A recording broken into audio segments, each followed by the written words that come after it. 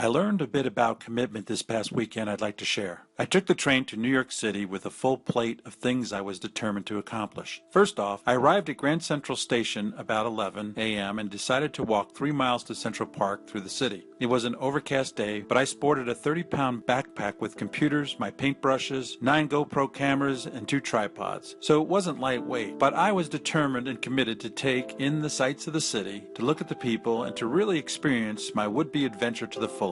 When we look at our commitments as an adventure, we put our whole heart and soul into it. Extraordinary things happen. I felt that level of commitment at the start of my day, with a vision of how it might all work out, but not knowing beforehand. I determined to not think about any creature comforts, discomforts, hunger pains, the heat of the day, throughout my day, or any other thing that might dissuade me from accomplishing what I set out to do. Instead, I thought about the benefits of sweating on this humid day and losing a few pounds. That I'd be getting my workout and aerobic points. I wasn't going to worry about the time change or jet lag, the rigorous activities of the day before. I would just press on. I also determined beforehand that I wasn't going to take a cab and keep my pace up so that I'd make it to the event in Central Park on time. I actually made it to the park on time, but still had to go another mile to the location on the other side of the park where our activity was. I entered from the east side and I asked one of those bicycle riders how much to cycle me to the other side. I thought $10, but he said 25, and I said thank you very much and continued walking.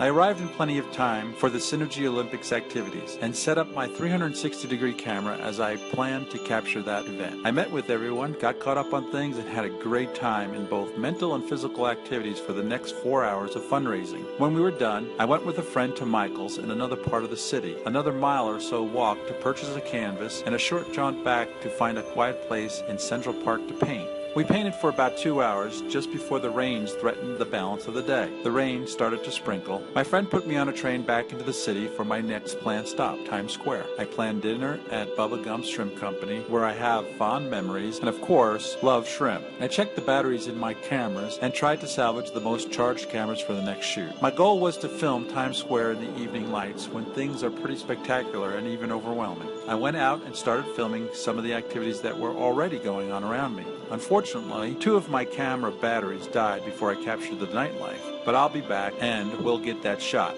Why? Because I'm determined and committed. So instead, I met people on Times Square, at the train station, on the train, filling every moment with Distant Run. I once wrote a short piece on commitment for other students to consider because it comes up in everything that we do. Commitments, promises, and covenants, whatever you'd like to call them, there comes a decision point. Where does it rank with the things that you already are committed to, like eating food, sleeping, job, family, marriage, church, or other priorities in your life? And though we can't be committed to all things at all times, we have the ability to commit more intensely to 1 or 2 or 3 things that we can focus on and put our whole heart and soul into, especially when we have a vision of the end in mind.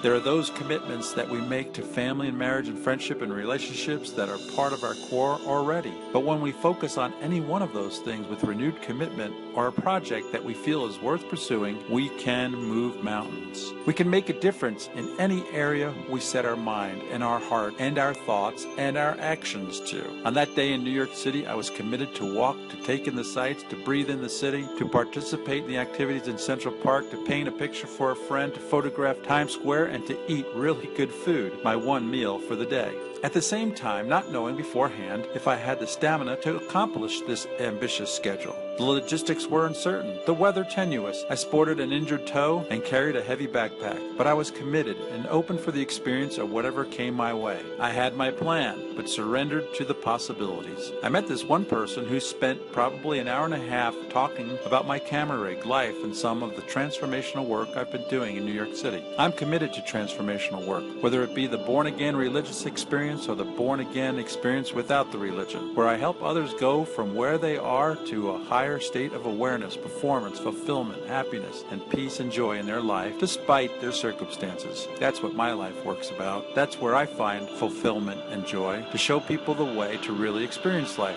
to stretch ourselves. I have lived a large life, and I'm grateful for everything that God has given me and allowed me to participate in. And I just want to share it with anyone who has a desire to reflect on who they are and what they want and what life is all about. When we commit, the heavens align and wonderful things are made possible in all areas of our life. When we commit, Heaven will be quick to respond and bless you according to your needs in any time of need. This is the grace of God that enables us to do what we commit our souls and our hearts to. Commitment is always a choice. It is never forced on us. I was visiting Hollywood legend Robert Duvall and his lovely wife, Luciana, and I spent the night in their home in Virginia. A group of us stayed up until 2 in the morning Saturday night, but I woke up at 5 with barely 3 hours of sleep, and after about 30 minutes of thought, I decided to ready myself for the day and to embrace the entire experience.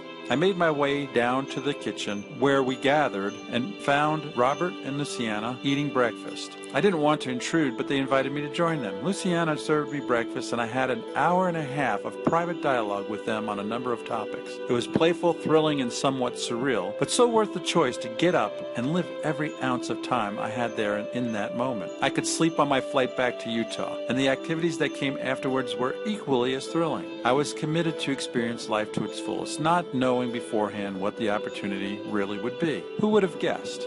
As I made my way across New York City, there were times that I had to dig down deep within myself with determination to make it another block, another street, another mile, one more step at a time. Commitments are like that in every aspect of our life. They're not something easily dismissed or something that you just stop and put your effort into another time. Because if you do, you lose your commitment momentum. When we make a commitment, we need to set our goal and then be as specific as we can. So there's something measurable, something obtainable, something that we can track and monitor, something that will encourage us to continue our track, whatever it be, a project or a long-term relationship or whatever it is that you're determined to pursue. Then just do it. And when you arrive at one milestone or another, live in the moment and sing it out loud. Be present. Savor the people, the experience, the possibilities. There is great satisfaction and joy in making and keeping your commitments. We all have it within ourselves to commit, to plan, and to follow through with all that we are. And in so doing, we'll accomplish greater things than we could have imagined.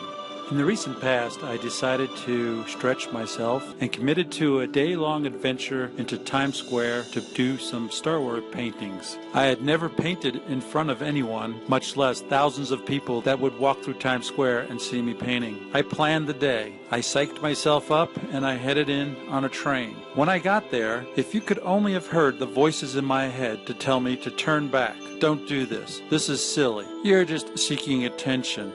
People will laugh at you, and all I could do to maintain my course was to tell my feet, keep on walking. When I arrived at Times Square, I stopped by a police officer and asked him if it was okay if I set up shop there. He said, well, since we're going to be neighbors, can I have a look in your black bag? And that's where my paints and brushes were. If you could have only seen that first paintbrush, when I touched the canvas, my hands were shaking. But after I had painted Darth Vader's head, and people started to say, hey, it's Darth Vader, I started to calm down and enjoy myself. I painted for 2 hours and accomplished 2 paintings. I had several offers on the paintings, and a good friend came and helped me pack up. That was commitment.